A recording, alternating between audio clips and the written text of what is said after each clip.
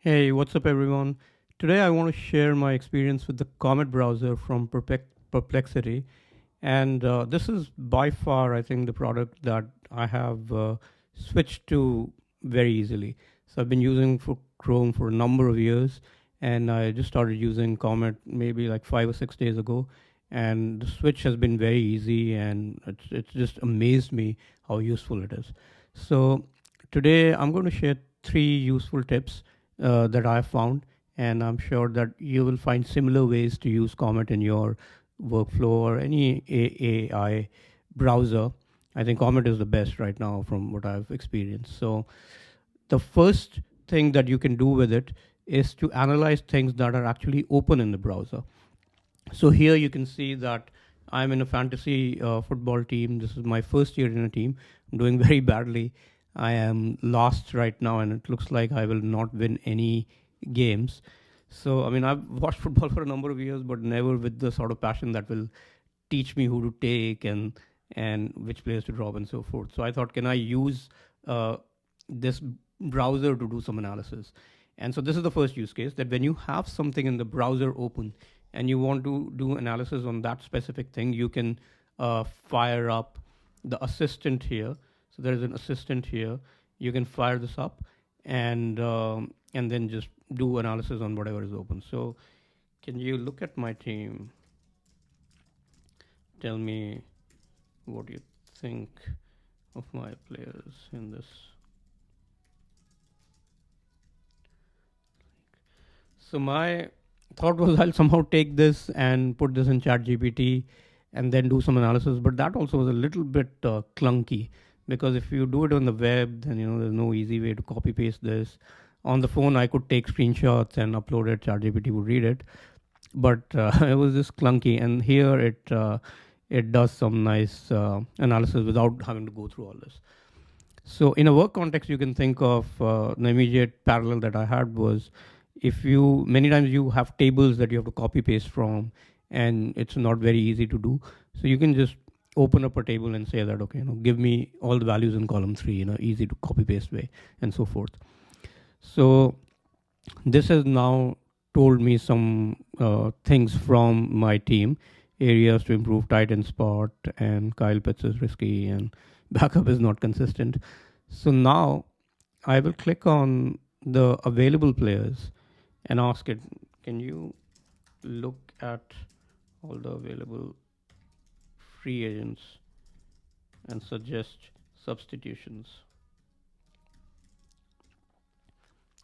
Now, this is interesting. Now, unfortunately, I'm not an expert enough in this to judge its analysis, but one feature that I already see is it can go through all of this big list and then give me some options, right? So that was not possible for me. I mean, I could have imagined screenshotting my team, giving it to ChatGPT, but then how do I do the rest of it? So it is not prohibited by the scrolls, which is a great thing. And many times you have situations where in the browser you need some part of the browser, or it's hidden under the scroll. So this will overcome all of that and help you do analysis, summarize things, and maybe you want to take something on the screen and expand it. It can do all sorts of things. So you can like imagine for your use case. So that's really the first use case. And now in this case, I have what I wanted open. Now the second thing that I was very amazed by is its ability to search through podcasts and YouTube videos and all of that. So recently I was watching Lenny's podcast, and Ben Horowitz was on it, and he spoke about the AI bubble, or in his opinion, there's no bubble. But I wanted to recall that and see what this was. So can I have Comet take me to the exact spot where he spoke about that? So let's see that.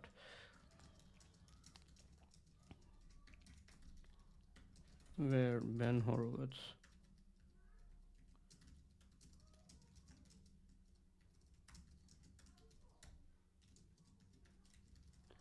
Now you can definitely do similar things. All the podcast transcripts are available. You can do a Google search. But like how quick it was. You asked it the question of can you take me to the exact spot? And it just opened the browser window at that spot. So is AI in a bubble? And this is the chapter where he's talking about this. So that's quite incredible and useful. You can definitely do this with Google, but it'll not be this kind of experience. And it's funny to see that Comet is better than Google in some of these things.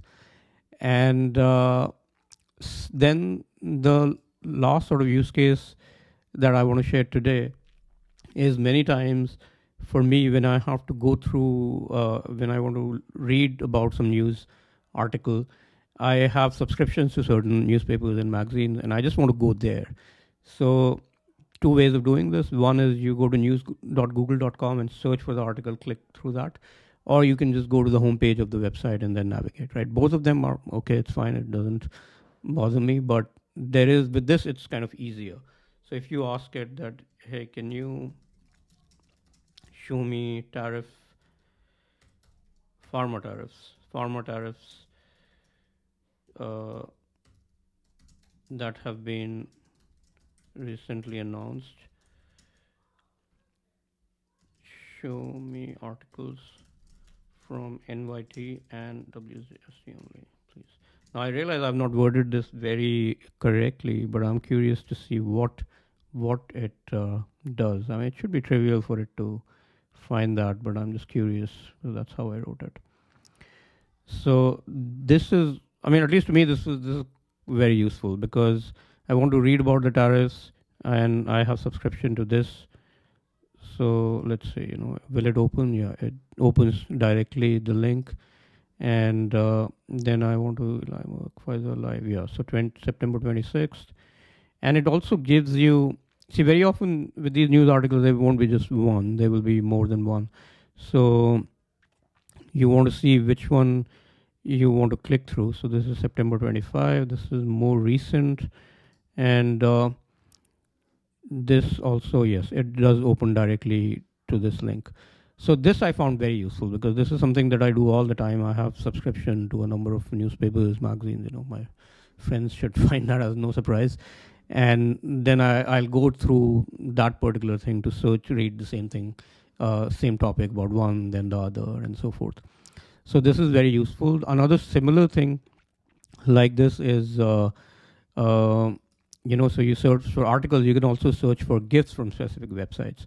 So very often for me, we have our kid's friend's birthday. We'll either order gift from Amazon or Etsy.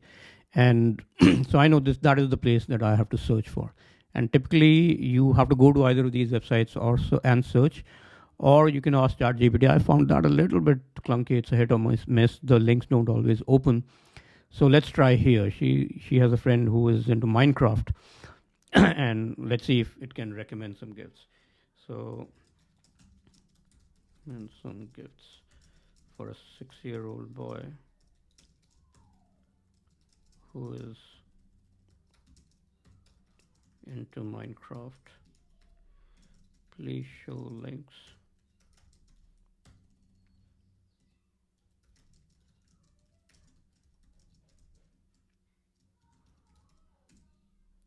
So let's see. Now I did not give it as soon as I press enter, I realized I did not give a price.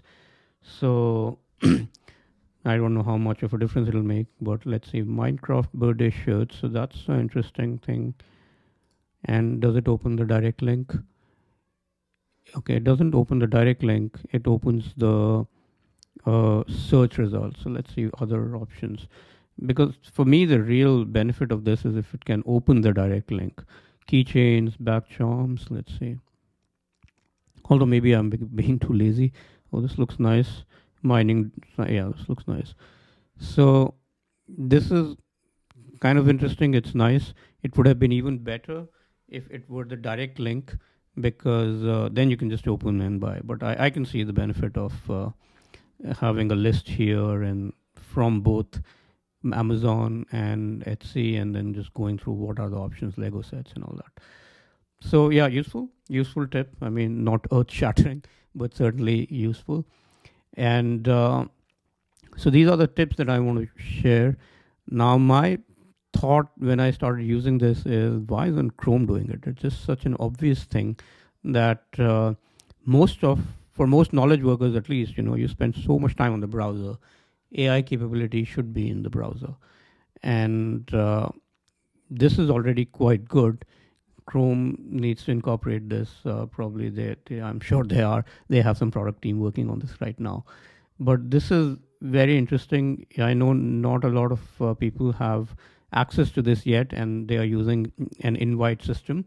So get yourself in the waitlist, and as soon as you have it, try using it. It will certainly save you some time. And from what I can see, at least, I don't see any drawback of switching. It's a very Chrome-like experience, and so it seems to be consistent. So at least for me, I started using it, and pretty instantly the switch happened for me, and the connection happened that yeah, this is the way to go.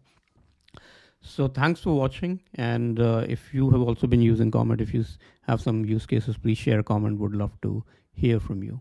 All right, thanks everyone.